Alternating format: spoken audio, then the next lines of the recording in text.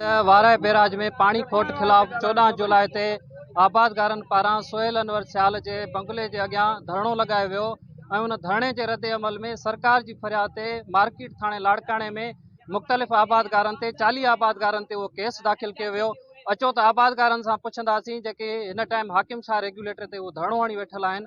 अचो त आबादगारन सां ॻाल्हायूं त साणनि छा चवणु आहे।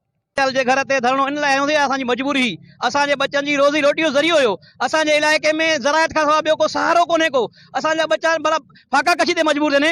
असां मजबूरी पानी लाइ वियासीं एहतिजाज कयोसीं। असां को हथियार कोन खणी वियासीं उनजे घर ते। इन खां भञडरा कईसीं। ही कूड़ी एफआईआर कराई वई आहे असांजी शदीद लफ़्ज़नि में मदमत। हे जेका एफआईआर आई आहे एफआईआर इन्हनि असांखे जेको आहे नाकाम कोशिश आहे असांजे आवाज़ खे दॿाइण जी।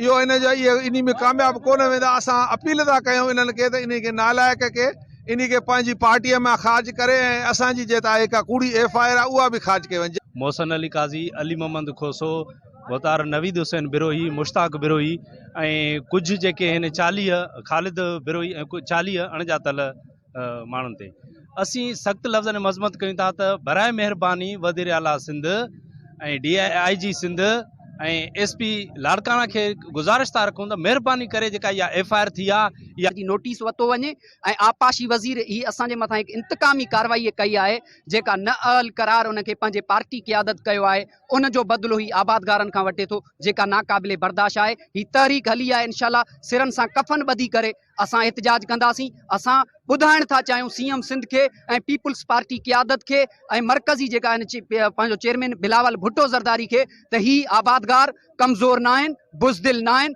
इंशाल्लाह जेसीं ताईं एफआईआर ख़त्म न कई वई त असां एहतिजाज जो दायरो वधाईंदासीं। जी नाज़रीन, जीअं त तव्हां हाकिम शाह रेगुलेटर ते मौजूद धरणे वारनि जेके धरणे जे हंध ते आबादगार मौजूद आहिनि उन्हनि जा तव्हां वीचार ॿुधा। चेयरमैन पीपल्स पार्टी बिलावल भुट्टो ज़रदारी, आसिफ अली ज़रदारी ऐं फरियाल टालपुर समेत वज़ीर आला सिंध मुराद अली शाह खां मुतालबो कनि था त हुननि तां जेके कूड़ा केस ख़त्म करे हुननि मां बेचैनी जी लहर ख़त्म कई वञे, न त ॿी सूरत में ही एहतिजाज जो दायरो वसी करे वज़ीर आला हाउस ताईं ही धरणो हणंदा। कैमरामैन नवीद वधो सां दाद मोहम्मद वधो, सिंध TV न्यूज़, बहराम।